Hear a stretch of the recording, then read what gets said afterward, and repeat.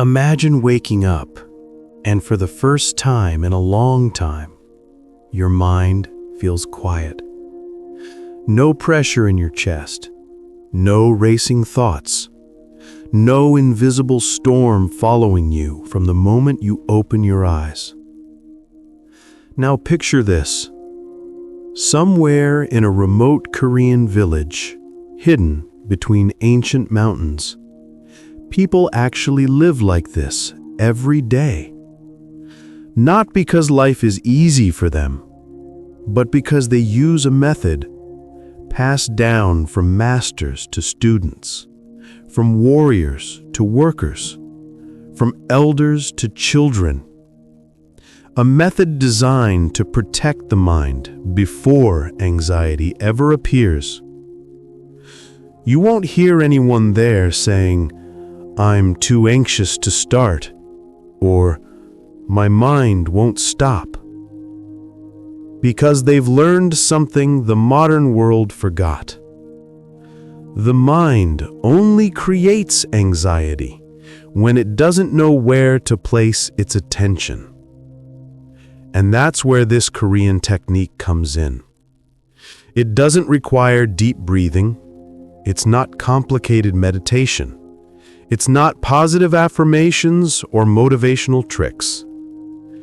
It's simple, quiet, almost too small to notice, but powerful enough to keep the mind anchored even when everything around you is falling apart.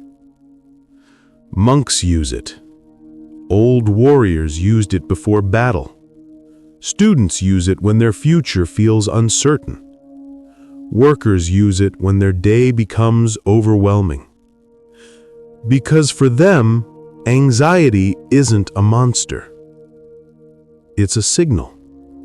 A sign the mind has drifted away from the present moment. And today, you're going to learn this exact technique, the same one that lets ordinary Koreans stay calm in situations that would break most people.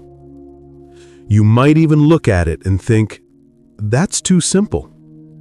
That shouldn't work." But once you try it, you'll feel something shift. Your thoughts slow down. Your breath deepens. Your mind finally finds a place to rest. So stay until the end, because what I'm about to show you is the Korean technique that protects your mind from anxiety, even when the world around you pulls you toward chaos. There is a certain kind of suffering that does not scream. It hides behind the way you smile at people. It lives in the pauses between your words. It settles quietly in your chest, appearing suddenly in the middle of the night, or right when life seems to be going well. That suffering is anxiety, the silent storm that begins long before you notice it. And in modern life, it spreads like fire.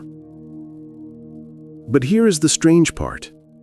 Many people who struggle with anxiety have lives that should make them happy. They have opportunities, comfort, freedom, options, connection. Yet something inside them refuses to rest. Their mind runs faster than their body. Their heart beats before anything even happens. Their thoughts become louder than reality itself. Anxiety is not always born from chaos. Sometimes it comes from having too much, not too little. Too many choices, too much noise, too many comparisons, too many expectations. And the mind reacts the only way it knows how, by spinning, racing, pushing you into fear of things that haven't even happened yet. But in Korea, there is an ancient understanding of the mind that most of the world forgot. A subtle technique, quiet, humble, almost invisible, that protects people from becoming consumed by pressure and uncertainty. A method so simple, It feels like it shouldn't work, yet powerful enough to calm a storm before it begins. This technique is not about running from anxiety. It is not about distracting yourself. It is not about pretending everything is fine. It is about seeing the early signs before they grow teeth. It is about learning to sense what your mind is doing before it traps you. It is about restoring something modern life has taken from you, your inner stillness. The Koreans call it many names, depending on the region and the tradition. But its essence is simple: the discipline of noticing. Noticing your breath, noticing your tension, noticing your environment, noticing the moment anxiety is born, not when it is fully grown. Because what destroys people is not the feeling itself, but the moment they realize it too late. And when you understand this technique, when you learn how Koreans practice it quietly through their daily lives, you begin to see something surprising. Most anxiety does not come from the world. It comes from the way you interpret the world before you truly observe it. You will see what I mean. And once you understand it, your relationship with anxiety will never be the same again. There is a reason Korean culture has produced some of the calmest, most resilient minds in the world. A reason their discipline feels unshakable. A reason their emotional strength seems almost unfair. It comes from a technique that is not taught in schools, not written in textbooks, not spoken loudly, but passed quietly from generation to generation. A technique built on one simple truth: an anxious mind is a mind that has lost its place in the present. Korean elders understood something modern psychology took decades to rediscover: that anxiety grows when the mind runs ahead of the moment. So their solution was never to force the mind to calm down, but to anchor it gently, without resistance. They do this through a cultural habit so subtle you might overlook it: Korean inner grounding. A practice of bringing awareness back to the simplest, most physical, most immediate parts of reality, before the mind has a chance to escape into fear. You see it everywhere in Korean daily life. In the way people pause before speaking, in the way they exhale slowly before making a decision, in the way they sit still and quiet when emotions rise, letting the storm pass through without becoming part of it. Even the famous Korean tea rituals exist for one purpose: to make the mind slow down enough to recognize itself again. A warm cup, a slow breath, a moment where nothing is demanded of you, a quiet returning to the body. Because anxiety cannot survive where awareness is present. And then there is something deeper, something most foreigners never notice. Koreans grow up practicing a form of mental scanning, a way of checking their emotional state the same way a warrior checks his surroundings.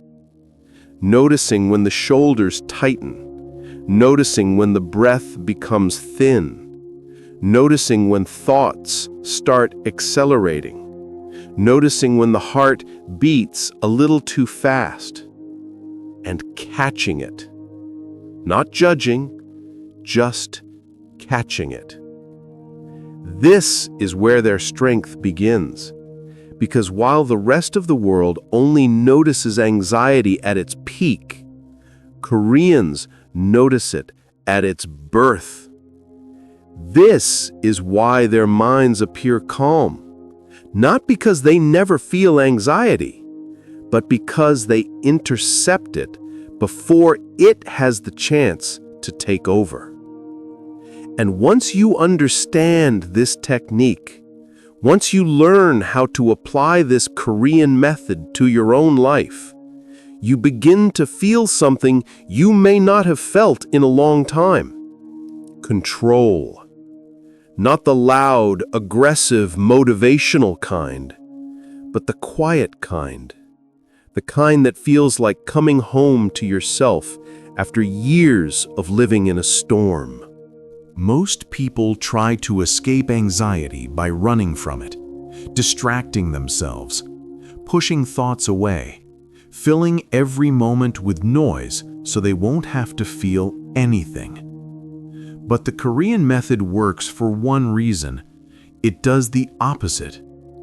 Instead of running, it teaches you to observe the first signal and disarm it before it becomes a threat.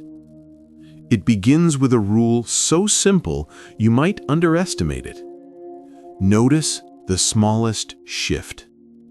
The moment your chest tightens, the moment your mind jumps 2 steps ahead, the moment you begin imagining outcomes that have not happened, the moment your hands tense, your shoulders lift, your breath shortens. Most people ignore these signals. They tell themselves, it's nothing. But in Korean tradition, those small signals are treated as warnings, as the earliest signs of imbalance. And instead of fearing them, they respond with a practice that has protected minds for centuries. Slow alignment. A deliberate slowing of the body so the mind has no choice but to return to it. A long exhale, a soft drop of the shoulders, a gentle relaxation of the jaw, a grounding of the feet into the earth. Simple physical actions that send a message directly to the brain. You're safe. Nothing is happening. Come back. Then comes the deeper part, the step that changes everything. Shifting attention from imagined threats to real sensations. What do you feel under your feet? What sound do you hear in the room? What is the temperature of the air on your skin? Where is your breath sitting in your chest? This is not meditation. This is not spirituality. This is survival, the Korean way. Because anxiety lives in the future, but the body lives in the present. And when you return to the body, you take away anxiety's home. Korean monks call this pulling the mind back into the moment. And once the mind is back, anxiety disappears like smoke. But here's the part almost nobody talks about. Koreans train this skill daily, not only when they feel anxious. When they drink tea, when they walk into a room, when they start their morning, when they finish a conversation, when stress is low, when stress is high, when everything is calm, when everything is chaotic. It becomes reflex, automatic, second nature. So when anxiety finally comes, their mind is already trained to see it, already trained to respond, already trained to stay still. This is why the Korean technique works. It does not fight anxiety. It prevents the soil where anxiety grows. And once you learn this, you begin to notice something extraordinary. Your thoughts no longer drag you. Your emotions no longer define you. Your fears no longer lead you. You lead yourself. With the kind of clarity that only comes from mastering the quiet. There comes a moment in every journey when the lesson stops being something you understand and becomes something you feel. A moment when the technique is no longer a concept from another culture, but a part of your own breath, your own rhythm, your own way of standing in the world. If you stay with this Korean method long enough, you begin to see a transformation that is almost invisible at first. You start responding to life instead of reacting to it. You pause naturally before speaking. You sense the emotional temperature of a room the moment you enter it. You catch your own anxiety before it rises.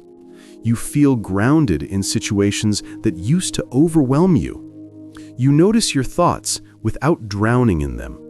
You move through your day with a calm that does not need to be forced. This is what true protection feels like. Not a barrier, not a shield, but a stability that comes from the inside. A mind that knows how to return to itself, no matter how loud the world becomes. And then something even more powerful happens. You begin to trust yourself again. Not because life becomes easier, but because you become clearer. Your awareness sharpens, your perception deepens, your ability to stay present becomes unshakable. The storms still come, but they pass through you instead of tearing you apart. And you realize something most people never understand. Anxiety was never the enemy. Losing yourself was. The Korean technique does not promise a life without fear. It promises a mind that doesn't run from it. A mind that stands still long enough to see fear for what it really is. A moment, a sensation, a wave, not a destiny. Once you learn to observe the first spark, you never again let the fire spread.